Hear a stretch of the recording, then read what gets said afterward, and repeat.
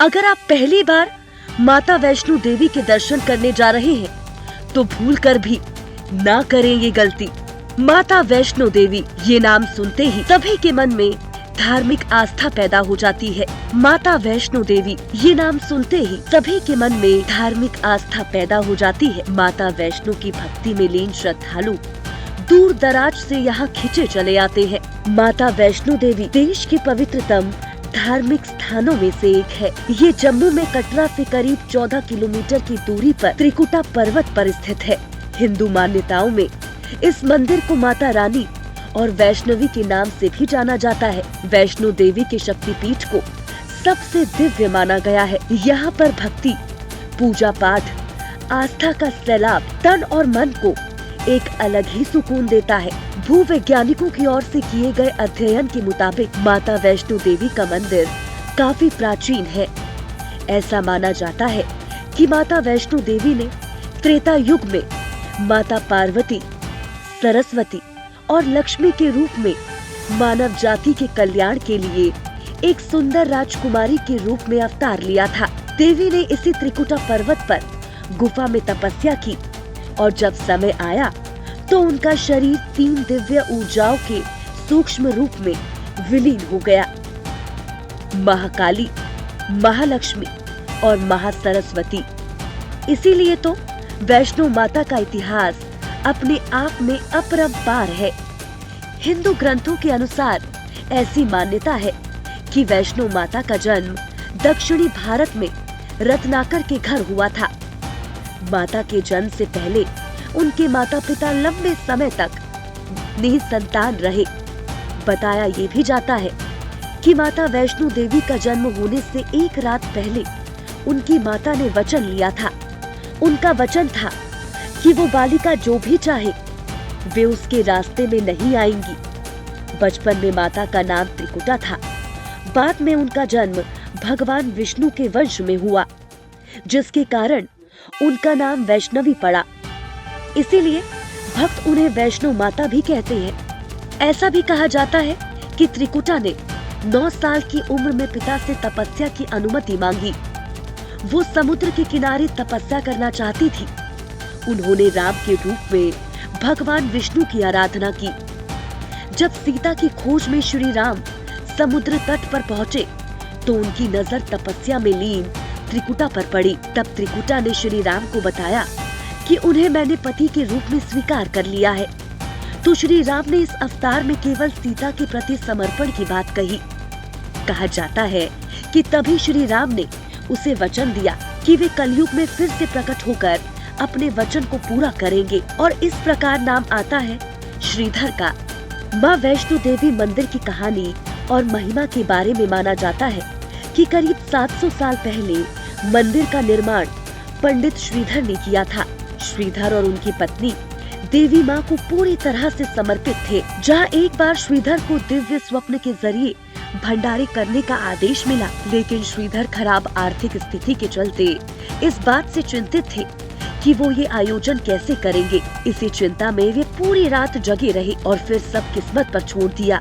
सुबह होने पर लोगों ने वहाँ प्रसाद ग्रहण करने के लिए आना शुरू कर दिया, जिसके बाद उन्होंने देखा कि वैष्णो देवी के रूप में एक छोटी सी कन्या उनकी कुटिया में पधारी है। उस कन्या ने उनके साथ भंडारा तैयार किया और गांव वालों को परोसा। इस प्रसाद को ग्रहण करने के बाद लोगों को संतुष्टि मिली, लेकिन वहां मौजूद भैरवनाथ संतुष्ट नहीं हुए। उसने अपने जानवरों के लिए और खाने की मांग की, लेकिन वहां वैष्णो देवी के रूप में एक छोटी कन्या ने श्रीधर की ओर से इसके लिए इनकार कर दिया, जिसके बाद भैरवनाथ ये अपमान सह नहीं पाया और भैरव ने दिव्य लड़की को पकड़ने की कोशिश की, लेकिन ऐसा करने में विफल रहा और तभी लड़की गायब हो गई। इस घटना के बाद श्रीधर दुखी हो गए। उन्होंने अपनी माँ के दर्शन करने की लालसा रखी, जिसके बाद एक रात वैष्णो माता ने श्रीधर के सपने में दर्शन दिए और उन्हें त्रिकुटा पर्वत पर एक गुफा का रास्ता दिखाया, जिसमें उनका प्राचीन मंदिर है। श्रीधर की बताई गई बातों के अनुसार पवित्र तीर्थ की खोज की और अपना जीवन उनकी सेवा में समर्पित कर दिया, जिसके बाद से ही ये मंदिर दुनिया भर में माता वैष्णो देवी के नाम से जाना जाने लगा। ऐसा माना जाता है कि जब तक माता नहीं चाहती तब तक उनके दर्शन कोई नहीं कर सकता। माता के बुलावे को उनका आशीर्वाद माना जाता है, जिसके चलते हर तरह के लोग, चाहे वो बुद्धिमान हो या ज्ञानी, पुरुष या महिला, बड़े या छोटे, अमीर हो या फिर गरीब, सब उनके बुलावे का इंतजार करते हैं। इतना ही नहीं, माता के चरणों का आशीर्वाद लेने के लिए लोग दूर दराज से आते हैं। माता के दर्शन करने की यात्रा भले ही लगभग 24 किलोमीटर लंबी हो, लेकिन माता का ये प्रेम श्रद्धालुओं को अपनी ओर खींच ही लाता है। ऐसा माना जाता है कि वैष्णो माता ने कई शताब्दियों पहले अपने दिव्य धनुष से एक तीर चलाया था। तभी धर्मस्थल की यात्रा कटरा में बाणगंगा से शुरू होती है। ये ट्रैक काफी कठिन है। कड़कड़ाती ठंड, सर्द हवाएं, कठिन रास्ते, माता के प्रेम के आगे कुछ भी नहीं है। साथ ही श्राइन बोर्ड की ओर से दिए जाने वाले ढके रास्ते, सीढ़ी, वाटर कूलर, बैठने की जगह, पेंट्री और भोजन की दुकानें थके हुए यात्रियों के लिए एक राहत देती है। दुनिया भर के हिंदू धर्म को मानने वाले श्रद्धालुओं के मन में माता वैष्णो देवी मंदिर को लेकर एक अलग ही आस्था रहती है। और अगर आप पहली बार वैष्णो देवी यात्रा पर जा रहे हैं तो इससे जुड़ी तमाम जानकारियां हासिल करके ही जाएं, जिससे कि आपको यात्रा में कोई परेशानी ना हो। माता वैष्णो देवी मंदिर तक की यात्रा को देश की सबसे पवित्र और कठिन तीर्थ यात्राओं में से एक माना जाता है, और इसकी वजह है माता का दरबार जम्मू कश्मीर स्थित त्रिकूट पर्वत पर एक गुफा में है, जहां तक पहुंचने के लिए 13 किलोमीटर की मुश्किल चढ़ाई करनी पड़ती है। वैष्णो देवी तीर्थ स्थान समुद्र तल से 5300 फीट की ऊंचाई पर स्थित है और बेस कैंप कटरा से माता का दरबार, जिसे भवन भी कहते हैं, वहां तक पहुंचने के लिए करीब 13 किलोमीटर की चढ़ाई करनी पड़ती है। माता वैष्णो देवी के मंदिर तक पहुंचने के लिए पैदल चढ़ाई करना जरूरी नहीं है। आप चाहे तो घोड़ा, खच्चर, पिट्ठू या पालकी की सवारी भी कर सकते हैं, जो बड़ी आसानी से कटरा से भवन तक जाने के लिए मिल जाते हैं। इसके अलावा कटरा से सांझी छत के बीच नियमित रूप से हेलीकॉप्टर सर्विस भी मौजूद है। सांझी छत से आपको सिर्फ 2.5 किलोमीटर की पैदल यात्रा करनी होगी।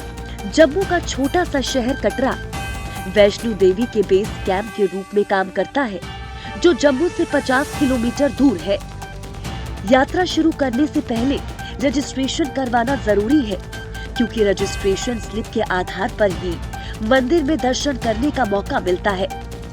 कटरा से भवन के बीच कई पॉइंट्स हैं, जिसमें बाणगंगा, चार पादुका, इंद्रप्रस्थ, अर्धकुंवारी, गर्भजून, हिमकोटी, सांझी छत और भैरव मंदिर शामिल है।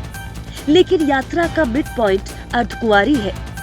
यहाँ भी माता का मंदिर है, जहाँ रुककर लोग माता के दर्शन करने के बाद आगे की 6 किलोमीटर की यात्रा करते हैं। तीर्थ यात्रियों को भवन से 2.5 किलोमीटर दूर पंछी हेलीपैड पर छोड़ा जाता है।